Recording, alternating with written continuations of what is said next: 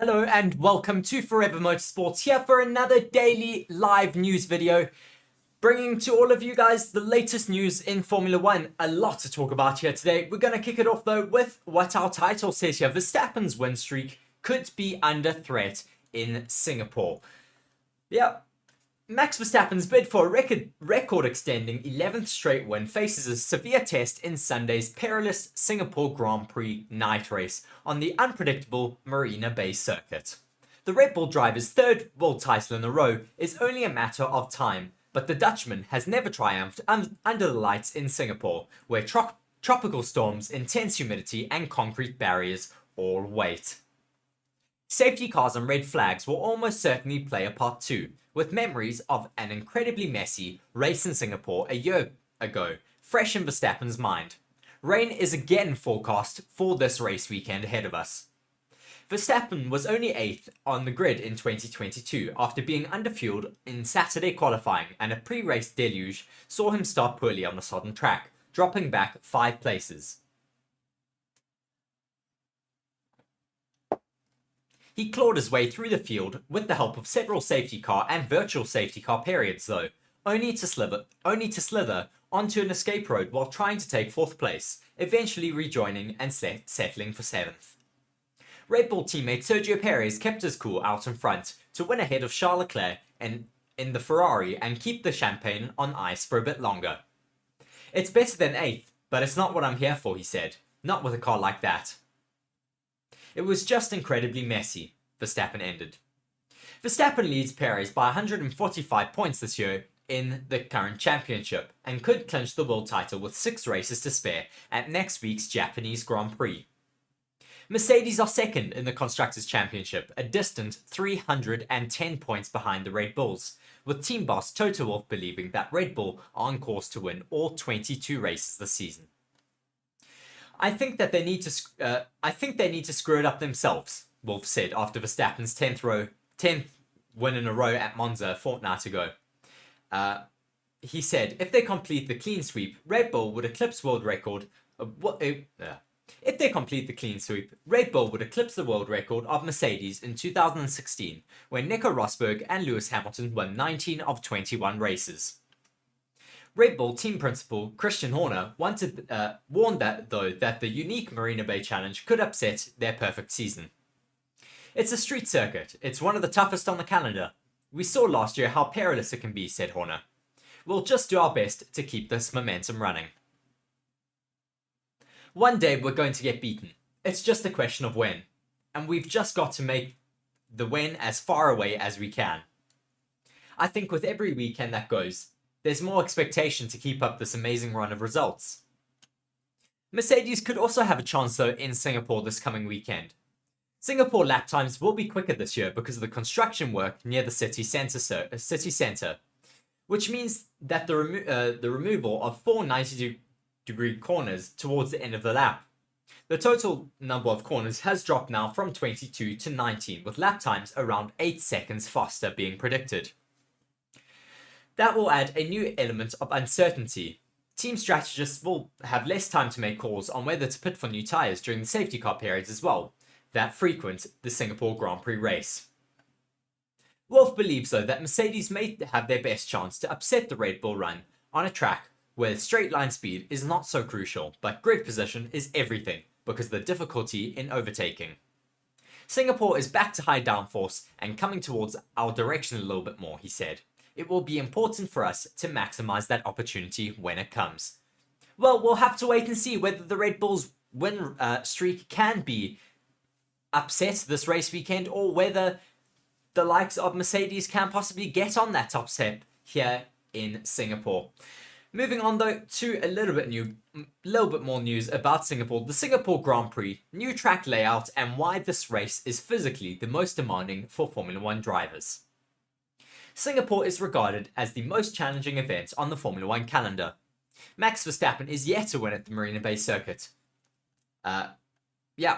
Formula 1 is hard at the best of times, but the Singapore Grand Prix is physically the most demanding event on the calendar and has thrown up some stunning performances too.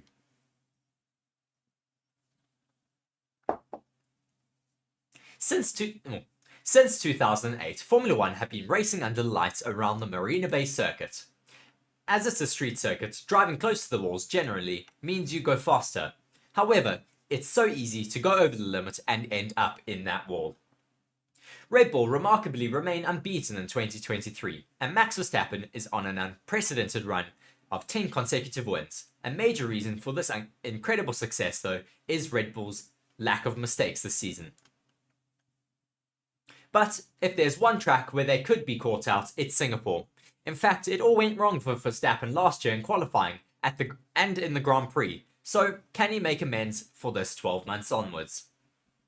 Red Bull generally haven't had the car to beat in Singapore. Red Bull generally haven't had the car to beat in Singapore, which is the main reason why Verstappen hasn't won here. In 2017, the Dutchman started on the front row, but was caught out in the middle of a Ferrari pair of Kimi Raikkonen and Sebastian Vettel on the down run to turn 1. A year later, Lewis Hamilton produced an outstanding Q3 lap to take pole position and control the race from Verstappen, who had to settle for second. Ferrari, though, unsurprisingly took a 1-2 in 2019, with Verstappen in third, and the COVID-19 pandemic meant that there was no Singapore for the following 2 years. Last season, though, Verstappen was the big favourite, but a series of operational errors in Q3 meant that he started 8th, having looked unbeatable in the opening 2 parts of qualifying, with Verstappen having to abort his penultimate lap in Q3 in order to be the last drivers across the line. But then he was told to box in his final lap because he didn't have enough fuel. Both of those flying laps were good enough for pole. In the race, he tried to overtake Lando Norris going into turn 7, but locked up heavily and was forced to pit for fresh tyres, subsequently finishing 7th. Talking about the demands, though, of the street circuit, drivers say it's like you are in a sauna on a spinning bike. All the drivers say Singapore is the toughest event of the year due to the heat, humidity, and a demanding track. It's so hot that the driver's cool drink turns into a hot tea after just a few laps in the race. Nico Rosberg, who won the 2016 Singapore Grand Prix, describes the intensity of the toughest race on the calendar. He said, "I would lose 8 pounds, 3.6 kgs of body weight from sweating. It's like you're in a skiing suit while sitting on asphalt, which is 45 degrees. Then you have the petrol right behind you, which is 65 degrees, so it's extremely hot.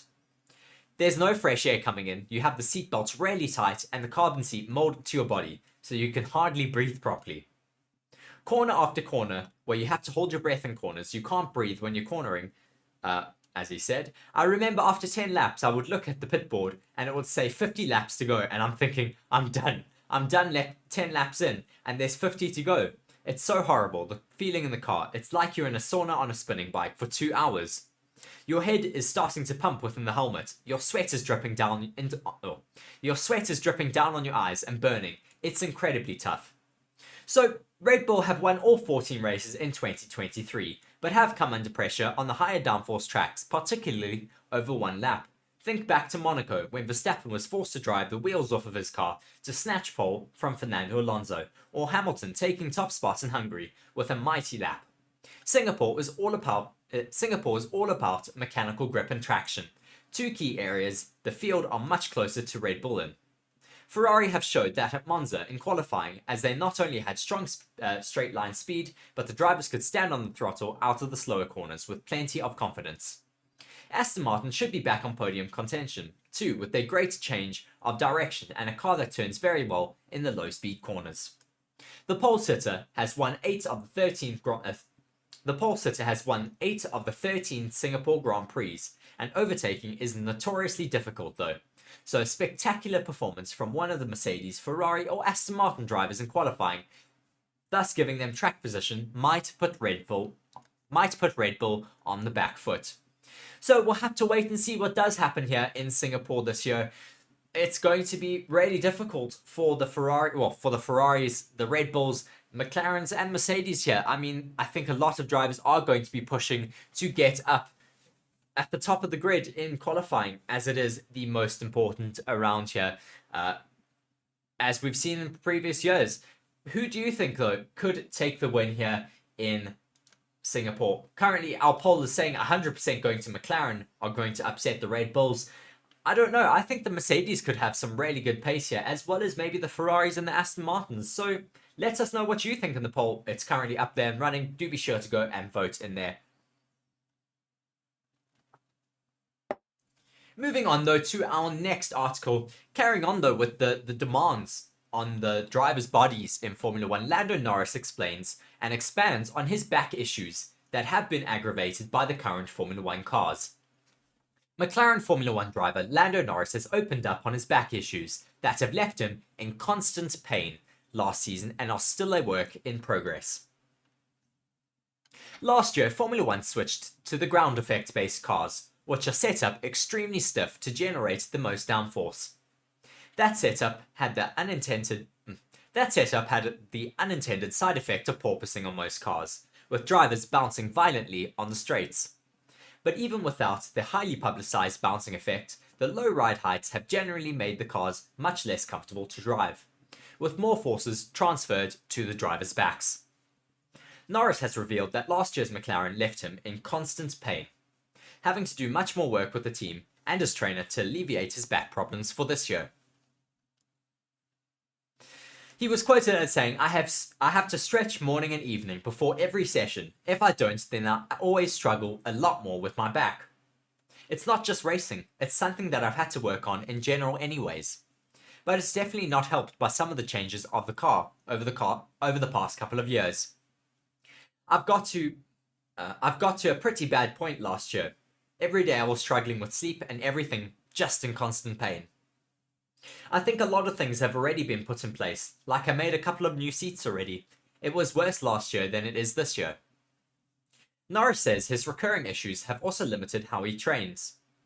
Even common activities, like track walks, have been cut down, while he has also had to limit his golf outings. If I want to get better, I've got to do other things, rather than just trying to make the seat better and allow the car to somehow get better over time. It's not going to be the case. I'm limiting a lot more things. I'm playing a lot less golf because of my back, doing a lot more physio.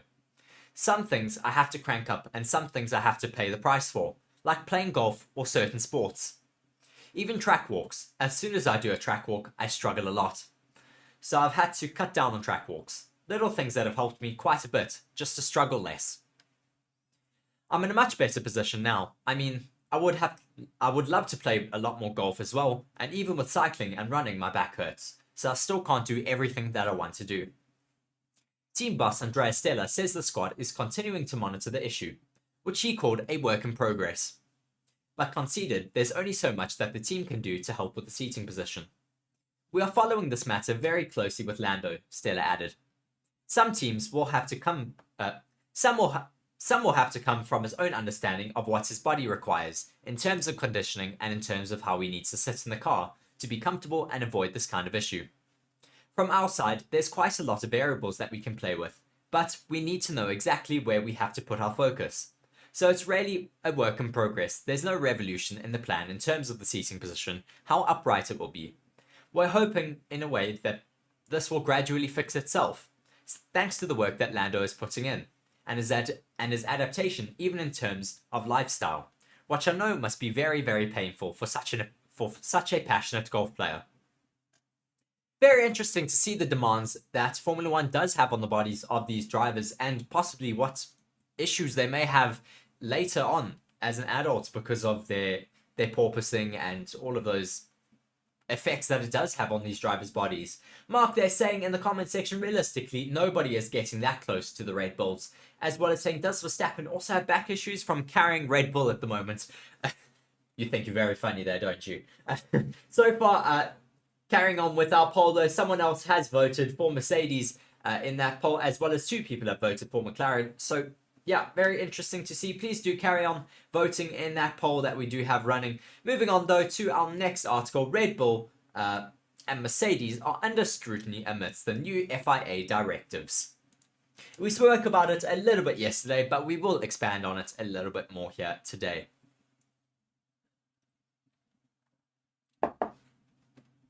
The Singapore Grand Prix is always a fascinating event in Formula One. Its unique characteristics are challenging for both drivers and teams on a technical and physical level. Several teams have updates planned, albeit of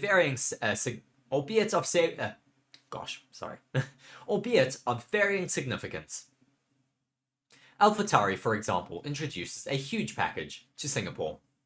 In any case, though, however, the focus will be on two old FIA directives, which will crucially be an important step in the Marina Bay circuit. This new technical directive, which focuses on the bending of the wing components of the car. Additionally, the well-established and now updated Technical Directive 39, which related to the bending of the bottom and adjacent components on the cars, is now also included. Talking about the simple bending of the wings has now become almost reductive. However, the FIA's monitoring action has been complex and slow for recent years, mainly due to fewer instruments and manpower compared to the teams. So these new technical directives are monitoring the flaws of the car, as well as these small little winglet elements that the FIA has deemed that is not necessarily within the spirit of the rules, and they've seen that teams are able to pass the load test that they do within the FIA's testing, and they're able to, under even more loads, of course under aerodynamic load, they're able to bend in certain directions and flow the air better under load, as I said, and just get extra little technical advantages. So that is why the FIA has now come and cut down on these little winglets, and they are going to be increasing the monitoring on all of them. The teams have also had to submit all of their drawings on all of their little winglets and show all of their tolerances, because nowadays they have to be very open with the FIA. It's very interesting to see how the FIA has now just come out and told the teams to do stuff and give them all their drawings, and they just have to.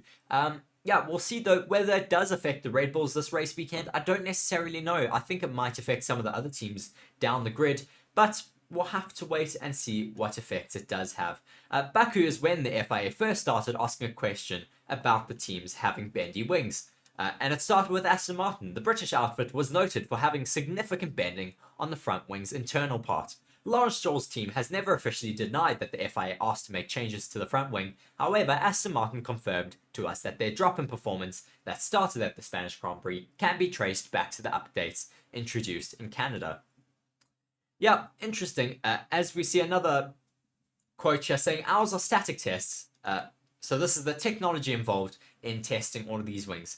Static tests, and they cannot be perfect because in any case, the direction of the load you apply is always a little different compared to the load found on the track, compared to the genuine aerodynamic force. So that is, of course, commenting on the fact that the load test can only test so much, and this is why they've had to come and bring in all of these new technical directives to stop teams from going past what is really test and just finding that extra little bit of performance on these cars. We'll see though whether it does slow down some of those top teams. I don't necessarily know. We'll have to wait and see whether it does slow down the Red Bulls. Moving on though to our next article, Michael Schumacher issues declaration to the Formula One grid. Schumacher is hopeful for a full-time return to the Formula One grid in the near future. Mick Schumacher has asserted that the Formula One personnel haven't seen the real Mick yet, as he bids to return to the Formula One grid. Schumacher spent 2 seasons with the Haas squad, but was dropped ahead of the current campaign. The German's tenure with the US-based outfit was marred with a handful of high-profile crashes, including major shunts last year in Saudi Arabia and Monaco. Towards the end of last season's campaign, Haas opted to sign Nico Hülkenberg in his place, as it favoured experience over youth. Schumacher found refuge with Mercedes though, and is currently working as its reserve driver, carrying out crucial simulator duties to assist the team's recovery towards the front of the field. While he is forced to deal with being on the sidelines, the 24-year-old has assured that he has not yet showcased his best abilities in Formula One. I'm a driver, and all I want to do is win, but I also have to be realistic and keep going, he told Sky Sports. You haven't seen the real Mick yet. Mercedes team principal Toto Wolff has already confirmed that finding Schumacher a seat on the grid will be a tall ask for 2024. But the 2022 Formula 2 champion is not reliving hope that he could find himself racing in Formula 1 next season or beyond. We have seen in the last two or 3 years that anything can change, even if there are contracts in place, he said. So giving up hope is wrong. Hope is the last thing to disappear. Well, I'm certainly glad to hear that Mick Schumacher is still hopeful that he can get a seat for next year. We really do want to see him back in Formula 1. I'd love to see Mick Schumacher back in a Formula 1 seat, a full-time seat for 2024. There's always an opportunity, possibly at Alfa Romeo. We don't necessarily know. We'll have to wait and see. As Mark says, to my new catchphrase, bring Mick back. Yes, we want to see Mick back in Formula 1, and I think it is possible for the near future. Moving on, though, to some more Formula 1 news. Andretti receive a boost for their 2025 Formula 1 entry.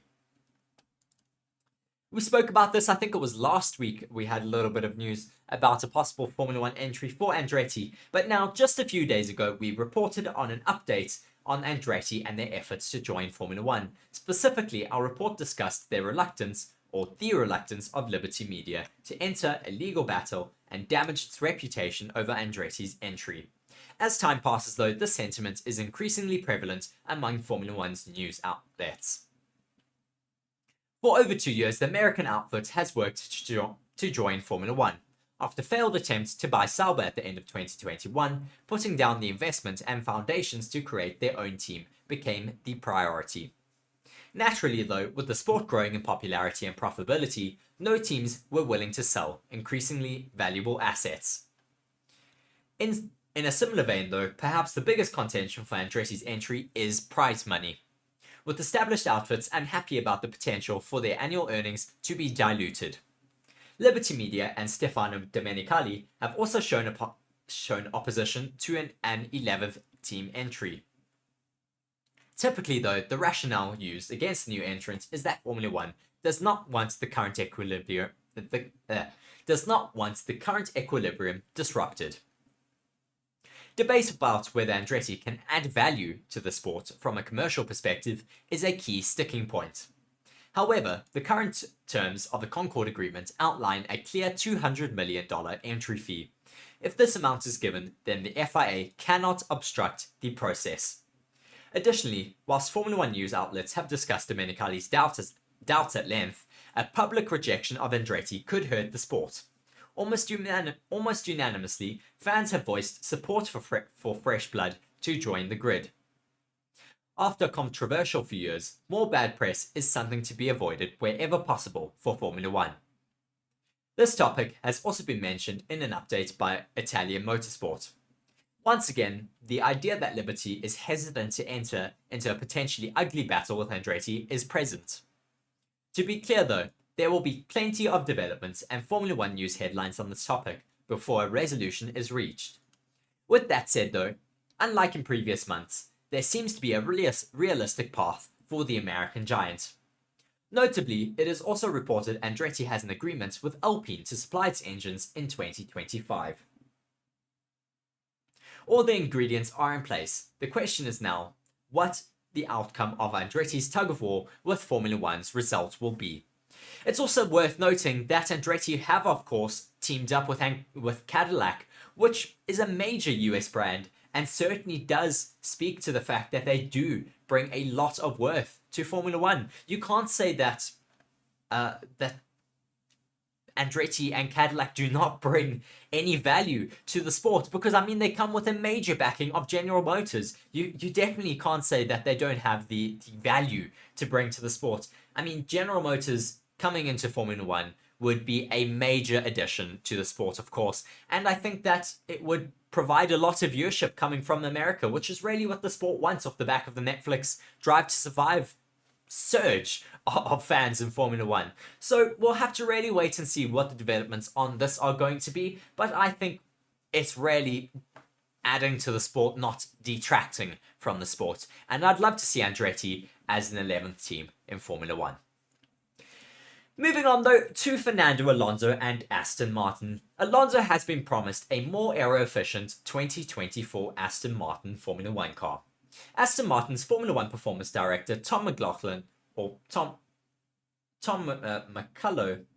sorry, I do not speak Scottish. Tom McCullough, Macalo. Okay. Tom Macalo says that improving efficiency will be a key focus with next year's Aston Martin 24 car. The Silverstone-based team concedes that this year's car has been weak in that area, which is why it endured such a difficult weekend at Monza. Fernando Alonso had his least competitive showing of the season at the Italian Grand Prix, struggling to finish 9th, while Lance Stroll was out of the points in 16th. Alonso has urged the team to address its efficiency, and Macalo agrees that it is a priority. Fernando touched on the efficiency of the car, said Macalo when asked about the issue by Motorsport.com. It is an area where at the start of the year we were definitely one of the slower cars in the straight lines. We worked on that though with the base car and also with rear wing levels that we brought to Monza. It is an area of improvement, and it is an area we need to improve more for next year. That is clear. McCullough conceded that there are unlikely to be changes that will benefit this year's model, with Las Vegas the key race in the last part of the season that highlights efficiency as much as Spa and Monza. The main architecture of the car, the whole car, more than just the rear wings, the areas we've worked on, there are a lot of elements that contribute to the efficiency of the car, he said. And from now until the end of the season, on most tracks, are not the higher efficiency tracks. Our focus is really on the Aston Martin 24 car, to make sure that we're developing that car, we're developing as efficiently as we can do, and more efficiently than this year's car. McCullough added that Monza highlighted how difficult it is to get the right compromise between downforce and straight line speed with the current cars. You can choose the rear wing level to be fast in the high speed, grip limited corners, he noted. It is really important because the second Lesmo, Ascari and Parabolica have got really long straights after them. So you're always trading speed through those corners versus your raceability and straight line speed.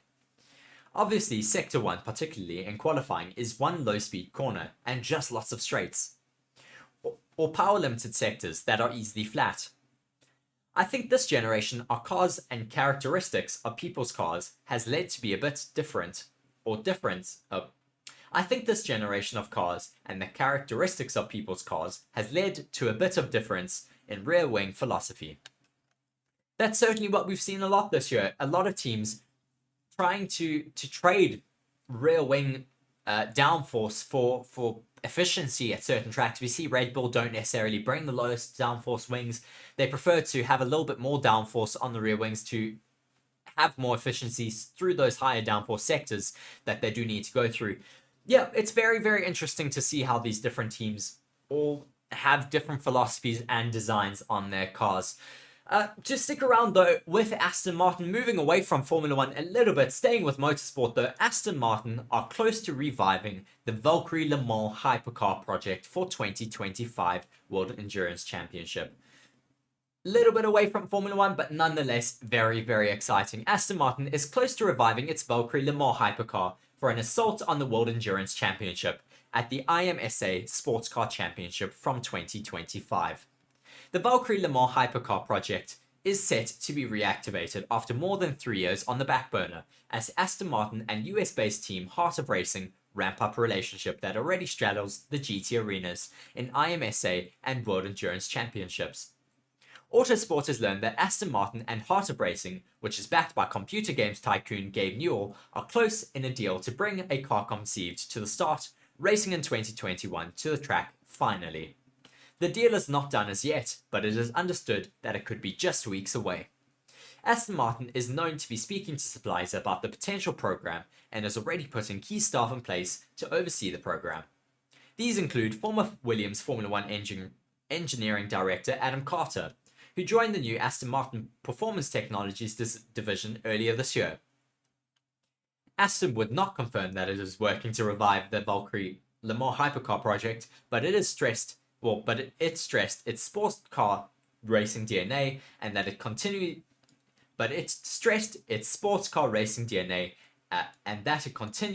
evaluates its options when asked for a comment by Autosport. We are encouraged by the growth of the hypercar class and the hugely successful Century Le Mans 24 Hours was a shining example of this, said a spokesman. Motorsports is an ever-changing landscape, so of course, as a global hypercar brand, we continue to pay close attention to the class. Comments from Heart of Racing team principal Ian James hinted at the plans for Aston Martin to attempt to repeat its 1959 Le Mans victory with the DBR1. "We're always looking at new stuff," said James, who set up Heart of Racing ahead of 2020 to mastermind Aston Martin's return to the GT ranks in IMSA. "We've never made any secret of our desire to move up to the top class of international sports car racing. But for the moment, nothing has been agreed, and certainly nothing signed."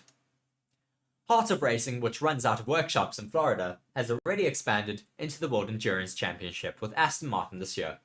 It stepped up to take over the Northwest Aston Martin entry ahead of the Spa round in April. After already enjoying success in IMSA, it won the 2022 GT Daytona title and took class honours at this year's Daytona 24 Hours. The extent of plans for the Valkyrie racer remains unknown, except that the intent is for it to compete in both the World Endurance Championship and IMSA. It is understood that the Multimatic Motorsport will continue to lead development of the Le Mans hypercar, though it would come under the direction of the AMPT division based at the new for 2023 Silverstone headquarters of the Aston Martin Formula 1 team.